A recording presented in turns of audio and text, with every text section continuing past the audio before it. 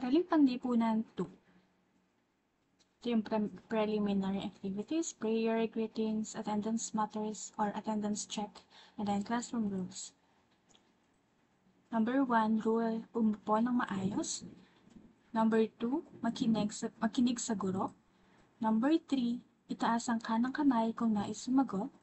Number 4, huwag makipagdalal-dalan sa katabi. And number 5, pakikilahok sa mga gawain. Bakit natin kailangan ng alituntunin sa loob ng silid-aralan? Dapat ba natin sundin ang mga alituntunin at bakit? Hanap salita. Mechanics ng laro. Hanapin sa kahon ang mga salitang nasa ibaba. Ang mga salita ay maaaring pahalang o pababa. Ito yung mga words na hahanapin. So, for example, maglibang, maglaro, karapatan, mag-aral, maisilang, at magsaya. Karapatan ng bawat kasapi ng komunidad. Mga layunin. Na ipaliliwanag na ang bawat kasapi ng komunidad ay may karapatan. Natutukoy ang mga karapatan sa komunidad, mapahahalagahan ang mga natatamasang karapatan sa komunidad, at nakakalahok sa mga pangkatang gawain tungkol sa karapatan ng bawat kasapi ng komunidad. Basahin natin ang usapan ng mga bata. Ako ay sinilang na malusog, binigyan ng pangalan at ipinarehistro sa tulong ng aming komadrona sa barangay. Tungkulin kong pangalagaan ang aking pangalan. Maliit lang ang aming tahanan, subalit may pagmamahalan ng bawat isa sa aming pamilya. Inaalagaan kaming mabuti ng aking mga magulang. Bilang ganti, sinusunod ko ang lahat ng payo ng aking mga magulang para sa aking kabutihan. Masaya akong pumapasok sa aming paaralan. Maliit lamang ito, subalit libre ang lahat ng pangangailangan. Sinusuportahan ito ng aming komunidad. Tungkulin kong mag-aral ng mabuti upang makatapos ng kursong gusto ko. Malinis at tahimik ang aking komunidad. Alam kong ligtas akong naninirahan dito. Tungkulin kong tumulong sa paglilinis ng kapaligiran nito. Malaya akong nakapaglalaro sa plaza ng aming komunidad. Ligtas at maraming palaruan ang ipinagawa ng aming kapitan. Tungkulin kong ingatan ang mga kagamitan sa palaruan. Ano kaya sa tingin ninyo ang naging usapan ng mga bata?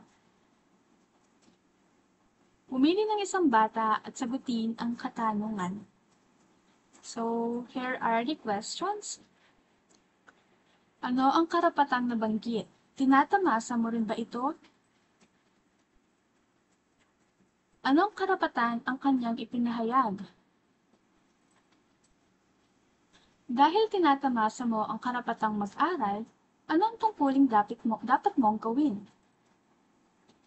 Ano ang tungkuling gagawin mo sa karapatang manirahan sa isang tahimik at ligtas na lugar? Ano ang karapatang nabanggit? Paano mo maipapakita ang pagpapahalaga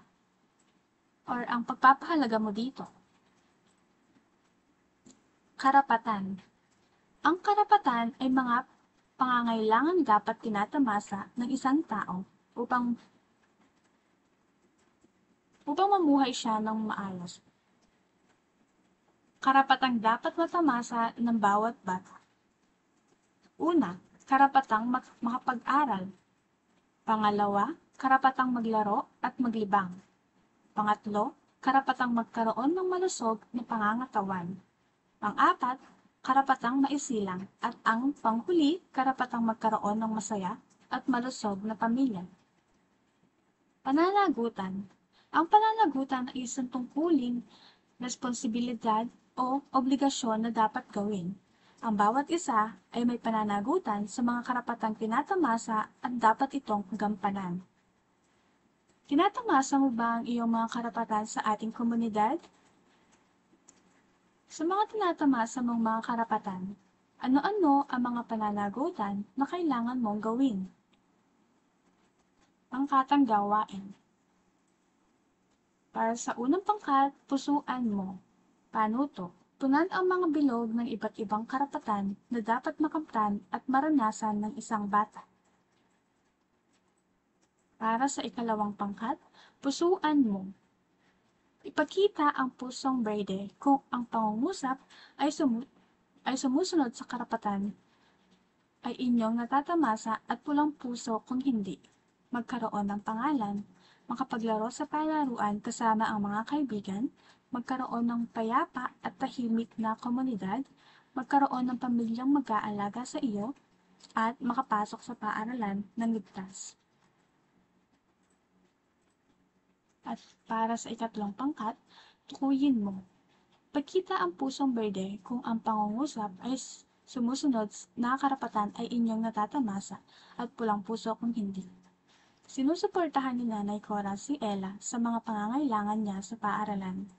Masayang nakipaglalaro si Anton sa kanyang mga kaibigan. Si Tatay Glenn ay palaging may pasalubong ng mga prutas sa kanyang anak na si Ethan. Ipinangalan sa paboritong artista ang kauna-unahang anak ng mag-asawang Jenny at Andres. Ang nanay at tatay ni Diego ay palaging may oras upang makipag-bonding sa kanilang mga anak. Panuto, kumpletuhin ang talata sa ibaba. Ayon sa iyong natutuhan sa aralin. Natutuhan ko sa araling ito na quiz time. Panuto, piliin sa hanay B ang karapatan na tinutukoy sa hanay A. Isulat ang titik ng wastong sagot. Hanay A, maglibang at magsaya kasama ng mga kaibigan. Number 2, mabigyan ng bitamina at masustansyang pagkain. Number 4, matuto ng mga aralin sa paaralan. Number 4, magkaroon ng bahay na masusilungan. At number 5, mabuhay sa mundo. Ito naman yung nasa hanay B, karapatang magkaroon ng tahanan, karapatang maisilang, karapatang maglaro, karapatang maging malusog, karapatang makapag-aral, at karapatang mabigyan ng pangalan. Letter B. Isulat ang T kung ang pangungusap ay tama at totoo. Isulat ang M kung ito ay mali. Number 1. Karapatan ng bata na maglibang kaya siya ay nakikipaglaro sa kanyang mga kaibigan pagkatapos mag-aral. Number 2. Karapatan ng bata na mag-aral kaya kinakalimutan niya mag-aral para sa pagsusulit. Number 3. Karapatan ng bata ang maisilang kaya ang ina ay hindi kumakain ng tama para hindi siya tumaba. Number 4. Karapatan ng bata na tumira sa tahimik at mapayapang lugar, kaya pinapanatili nilang malinis at ligtas ang kanilang lugar. Number 5. Karapatan ng bata ang maging malakas at malusog, kaya kumakain siya lagi ng masustansyang pagkain. Ito yung susi sa pagwawasto sa quiz. Number 1, C, 2, D, ayan. Gumawa ng isang maikling liham pasasalamat sa iyong magulang at komunidad sa pagpapatupad ng tinatamasa mong karapatan. Buuin ang liham sa ibaba, isa sa iyong magulang at isa sa komunidad. Mahal kong kapitan o nanay at tatay, maraming salamat sa nagmamahal. Isulat ang iyong pangalan dito. Ayun. So that's it.